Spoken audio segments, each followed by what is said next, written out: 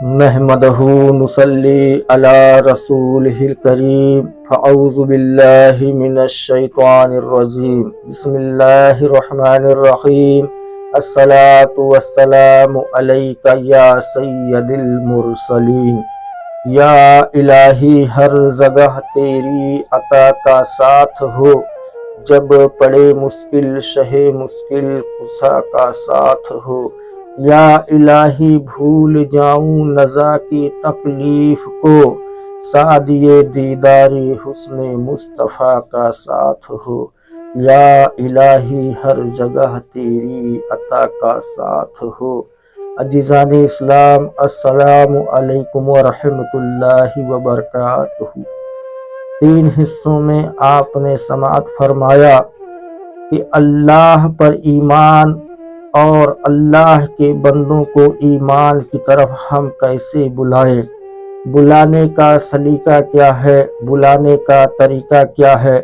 ہمیں سب سے پہلے خود اس کام کے لیے عادی ہونا پڑے گا جس کے لیے ہمیں لوگوں کو بلانا ہے۔ اگر اللہ کی طرف ہمیں لوگوں کو بلانا ہے تو خود ہمارا یقین اللہ پر مکمل ہونا چاہیے۔ نماز کی طرف اگر ہمیں لوگوں کو بلانا ہے تو ہمیں مکمل طور پہ نماز وقت پہ پڑھنا چاہیے۔ سنت کی طرف اگر ہمیں بلانا ہے تو ہمارا بھی سنت پر خود عمل بھی ہونا چاہیے۔ ان سب کاموں کے لیے میرے پیارے عزیزوں، ہمیں خود دین سیکھنے کی ضرورت ہے، ہمیں خود علم حاصل کرنے کی ضرورت ہے، ہمیں خود قرآن پاک پڑھنے کی ضرورت ہے، ہمیں خود اللہ جل شانہ پر یقین اور ایمان مکمل رکھنے کی ضرورت ہے۔ میرے پیارے عزیزوں، 3 حصوں میں آپ نے باغور سماعت فرمایا، تہہ دل سے آپ لوگوں کا شکریہ۔ اب چوتھے حصے میں آئیں، آج گفتگو ہوگی اللہ جل شانہ کی صفت، اللہ کی رحیمی اور اللہ کی کریمی پر۔ میرے پیارے عزیزوں، اللہ کا بہت بڑا احسان ہوا کہ جو ہمیں اور آپ کو اپنے پیارے حبیب پاک صلی اللہ تعالی علیہ وسلم کے امت میں پیدا فرمایا۔ ہمارا اور آپ کا رب بڑا ہی رحیم، بڑا ہی کریم ہے۔ اللہ کی رحیمی اور کریمی کے بارے میں مختصر باتیں آپ کو بتاتے چلوں۔ میرے پیارے عزیزوں، ہم غسل سے شروع کرتے ہیں۔ جب بندہ پاکی حاصل کرتا ہے، غسل کرتا ہے تو اللہ جل شانہ اس سے بہت خوش ہوتا ہے۔ حبیب کائنات صلی اللہ تعالی علیہ وسلم ارشاد فرماتے ہیں، جو بندہ جس حال میں انتقال کرے گا وہ اسی حال میں اٹھایا جائے گا۔ میرے پیارے عزیزوں، اگر ہم پاک اور صاف رہیں گے اور اگر ہمارا اور آپ کا انتقال ہو گیا تو ہمیں پاک اور صاف حال میں اٹھایا جائے گا میدان محشر میں۔ اگر ہم ناپاکی کے حالت میں دنیا سے رخصت ہوئے تو ناپاکی کے ہی عالم میں ہمیں میدان محشر میں اٹھایا جائے گا اور میدان محشر میں ہمیں کھڑا کیا جائے گا۔ نبی کریم صلی اللہ تعالی علیہ وسلم نے ارشاد فرمایا کہ اے لوگوں، تم ہمیشہ باوضو رہا کرو، پاک صاف رہا کرو، کیونکہ اللہ جل شانہ پاک ہے اور اللہ پاک لوگوں کو پسند کرتا ہے۔ میرے پیارے عزیزوں، نبی کریم صلی اللہ تعالی علیہ وسلم ارشاد فرماتے ہیں، جو بندہ ہمیشہ پاک اور صاف رہتا ہو، باوضو رہتا ہو، تو مومن کے لیے وضو ڈھال کا کام کرتی ہے، اور اگر بندہ مسواک کرتا ہے تو وہ مسواک شیطان کے لیے تلوار ہوتا ہے۔ میرے پیارے عزیزوں، اللہ کی رحیمی اور کریمی کو دیکھو، جب بندہ وضو کے لیے بیٹھتا ہے اور جب وضو کی نیت کر کے جو اپنے ہاتھوں کو دھلتا ہے تو جہاں تک اس کے گٹھے دھلے جاتے ہیں ہاتھ کے، یا اس کا چہرہ دھلا جاتا ہے، یا سر کا مسح کیا جاتا ہے، یا اس کے پیر دھلے جاتے ہیں، وہاں پر جہنم کا آگ حرام کر دیا جائے گا۔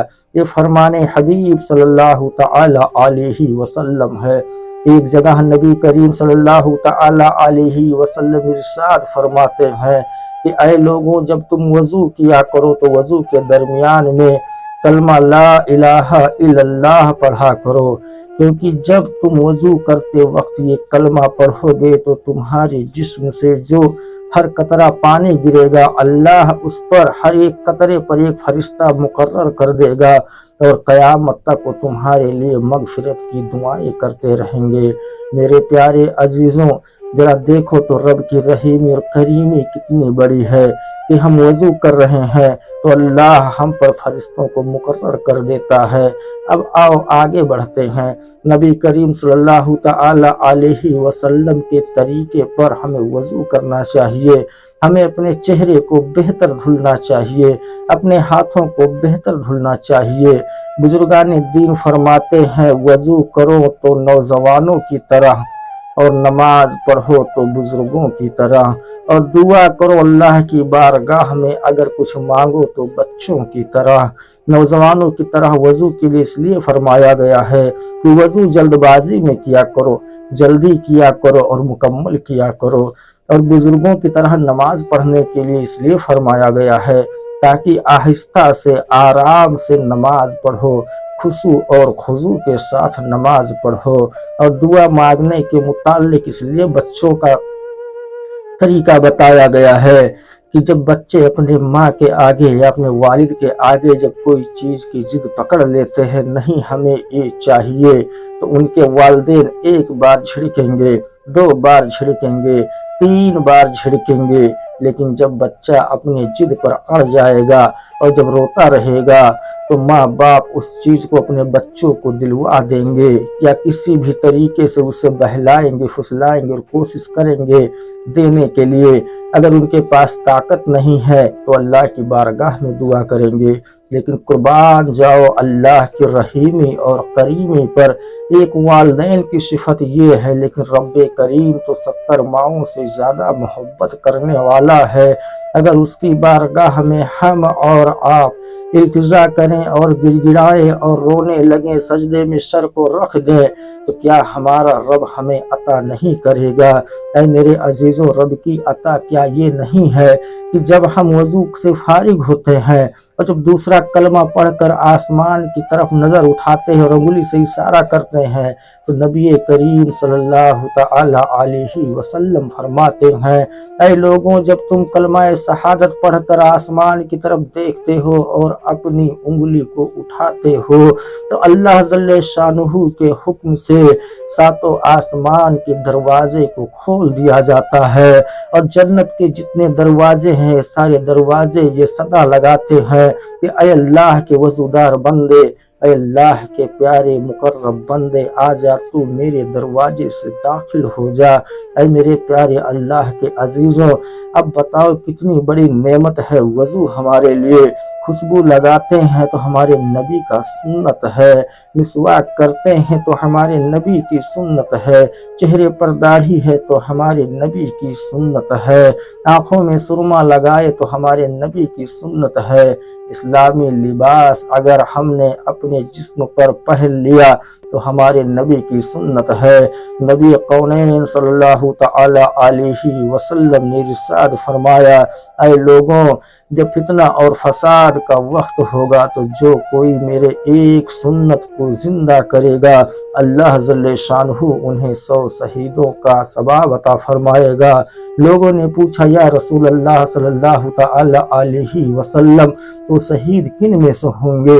نبی کریم فرماتے ہیں وہ تم میں سے ہوں گے، وہ تم میں سے ہوں گے۔ اے میرے پیارے عزیزوں، ان شہیدوں میں سے ہمارا حصہ لگے گا ان کے ثواب میں جو صحابہ رضی اللہ تعالی عنہ ہے، جن سے اللہ اور اس کا محبوب راضی ہوا ہے۔ اگر ایک سنت ہم نے زندہ کر لیا اپنے نبی کریم کا تو اللہ ہمیں 100 شہیدوں کا ثواب عطا فرمائے گا۔ لیکن اگر اس کا الٹا دیکھا جائے، اگر نبی کریم کے ایک سنت کو ہم نے ترک کر دیا، اب اللہ ہمیں کتنے ظالموں کا عذاب دے گا اللہ ہی بہتر جانے۔